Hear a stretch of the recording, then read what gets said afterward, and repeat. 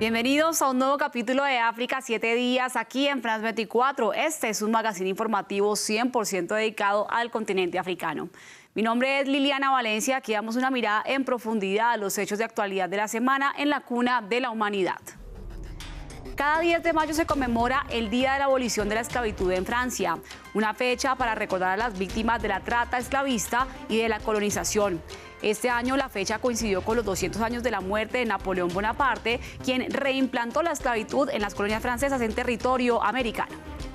El primer ministro de Túnez decretó una semana de confinamiento en el país, que se encuentra al borde del colapso hospitalario ante el aumento de casos de COVID-19.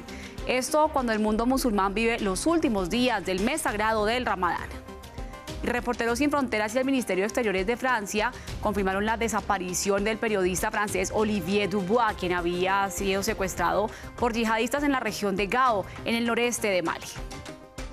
Iniciamos entonces con la información aquí en África 7 días, recordando una serie de fechas relacionadas con los africanos y sus descendientes que se celebran durante el mes de mayo. Veamos.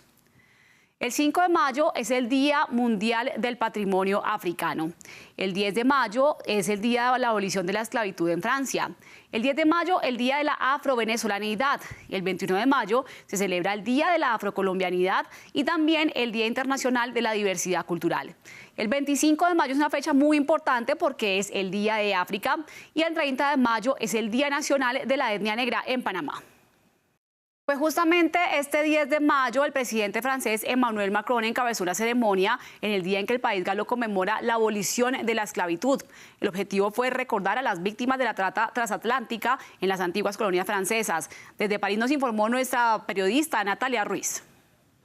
Aquí en los Jardines de Luxemburgo se llevó a cabo una corta ceremonia cuando se conmemora la abolición de la esclavitud en Francia. Esto fue en 1848, sin embargo, solo desde hace 6 años se hace esta ceremonia. Emmanuel Macron estuvo presente junto con varios de sus ministros y autoridades locales. Él no tomó la palabra, prefirió dejar que fueran estudiantes de colegio quienes hicieran las diferentes lecturas de poemas. Hubo momentos también musicales y uno de los momentos más emotivos fue la lectura de un fragmento del discurso pronunciado por Christiane Taubira. Ella es la diputada que hace exactamente 20 años promovió la ley que hizo que el Estado francés reconociera la esclavitud y la trata de personas como crímenes de lesa humanidad. Una ley que además ha permitido que la esclavitud y este pasado colonial francés sea estudiado a profundidad en los colegios, pero también que ha abierto la puerta a debate acerca de cómo reparar a las víctimas de la esclavitud, a sus descendientes, que ya sea una reparación moral, una reparación simbólica, pero incluso se habla de una reparación financiera. Por otra parte, varios comentaban a France 24, entre ellos la directora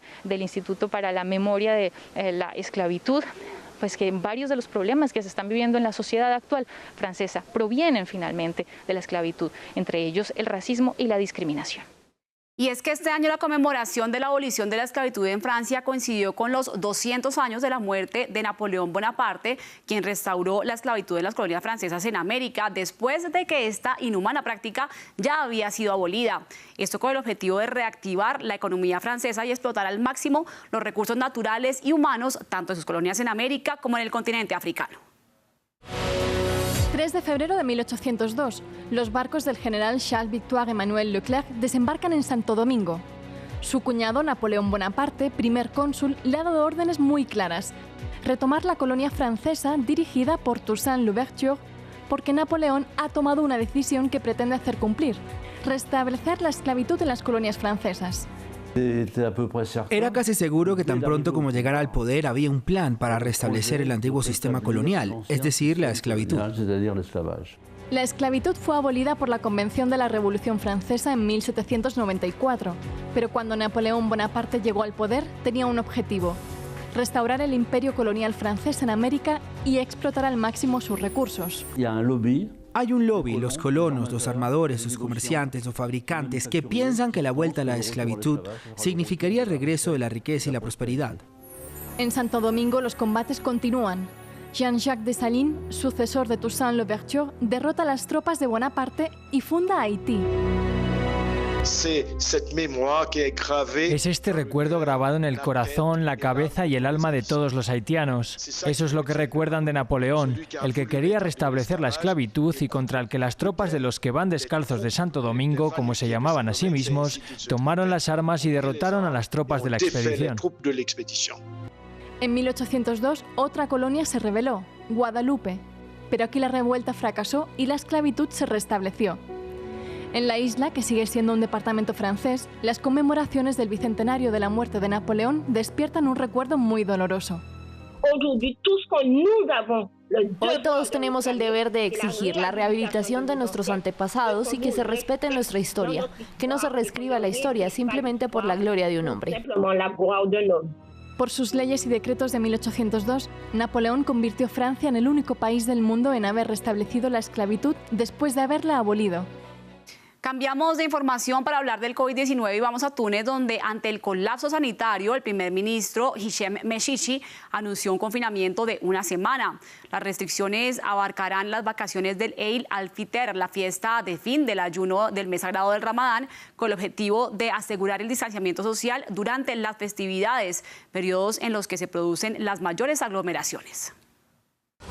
Es la peor crisis sanitaria en la historia de Túnez, según el primer ministro.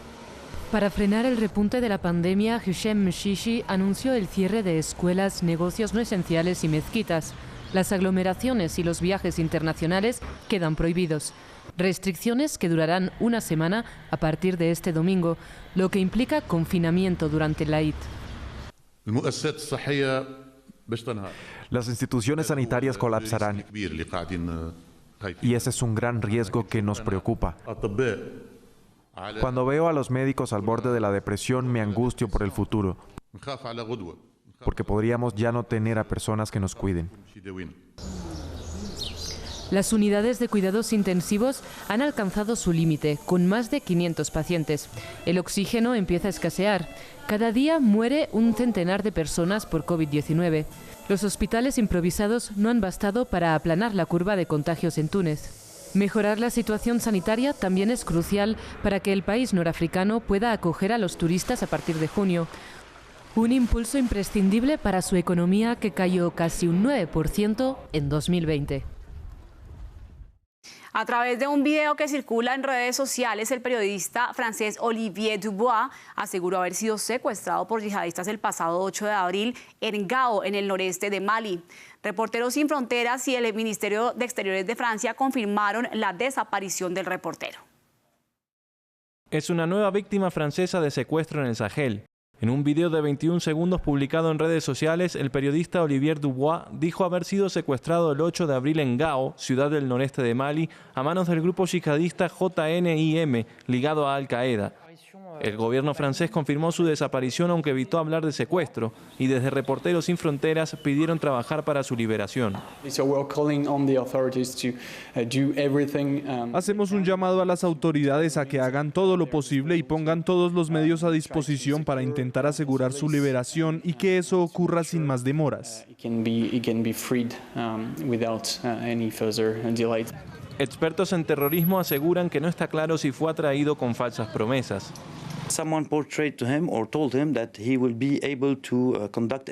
Alguien le dijo que podría realizar una entrevista con el comandante yihadista local de la región.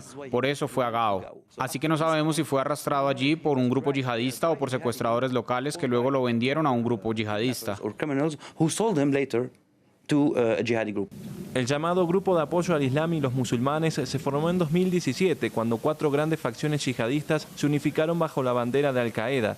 Desde entonces se ha afianzado en la región. Mali y el Sahel han estado luchando para contener la insurgencia islamista que ha provocado miles de muertos y cientos de miles de desplazados. Allí, los extranjeros se han convertido en objetivos de secuestros. Dubois es el último francés en ser tomado como rehén por militantes yihadistas en Mali desde la liberación de la cooperante Sophie Petronat en octubre pasado, casi 4 años después de su secuestro, también en Gao. Continuamos en la República Democrática del Congo porque el presidente Félix Tshisekedi declaró el estado de sitio en 2 provincias donde los actos violentos de grupos armados son cada vez más constantes. La medida le da el poder al ejército para administrar la autoridad en esos territorios. El mandatario anunció que el objetivo es acabar con la inseguridad implementando medidas drásticas. Era una decisión esperada luego de que el presidente Félix Tshisekedi prometiera medidas radicales para frenar los enfrentamientos y la inestabilidad en el este del país. Entre ellas, la declaración del estado de sitio implementada desde el viernes en la noche para las provincias de Ituri y Kivu del Norte, una decisión sin precedentes que nunca se había tomado. Durante los últimos meses, estas dos provincias han sido golpeadas por la violencia de los grupos armados, lo que está impulsando una creciente crisis humanitaria. Se cree que hay más de 100 grupos diferentes operando en la región, pero uno en particular centra la atención del gobierno, las Fuerzas Democráticas Aliadas, integradas por rebeldes islamistas de Uganda. Los militares creen que los extremistas han matado a más de 1000 civiles en los últimos 6 meses. El martes, durante una visita a París, el presidente Tshisekedi pidió la ayuda de Francia para combatir a los rebeldes.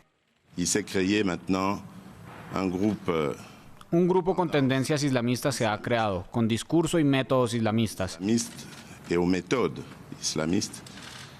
Y está haciendo estragos entre nuestra población. Ahora estoy más determinado que nunca a erradicarlo y cuento con el apoyo de Francia. En el terreno está la misión de la ONU para el mantenimiento de la paz, pero muchos residentes acusan a los cascos azules de inacción, especialmente al enfrentar la violencia. Los jóvenes se han manifestado mientras que varios pueblos de Kivu del Norte han sido paralizados por una huelga general para protestar contra la creciente inseguridad en la región. Y finalizamos este capítulo de África 7 días con un clásico de la cantante maliense Fatoumata Diawara titulado Esclavage. Esto también a propósito de la conmemoración de la abolición de la esclavitud en Francia. En esta canción, Diawara alza su voz a favor de la igualdad y en contra de aquellos que esclavizaron y subordinaron a los africanos y sus descendientes durante más de 4 siglos. Así finalizamos este capítulo de África 7 días, pero ustedes pueden continuar con más en nuestra página web france24.com para ampliar la información de América Latina y el mundo. Quédense con nosotros. Esto es France 24.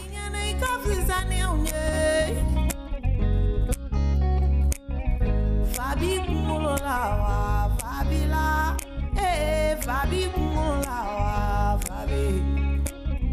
Fabi kumulawa, Fabila, Fabi kumulawa, Fabi. Mbale machewo, unyene kuka fizani aunye nyimbala. Kanfini. Masa ala yambeda amama ukekelenye ijele nefine ijele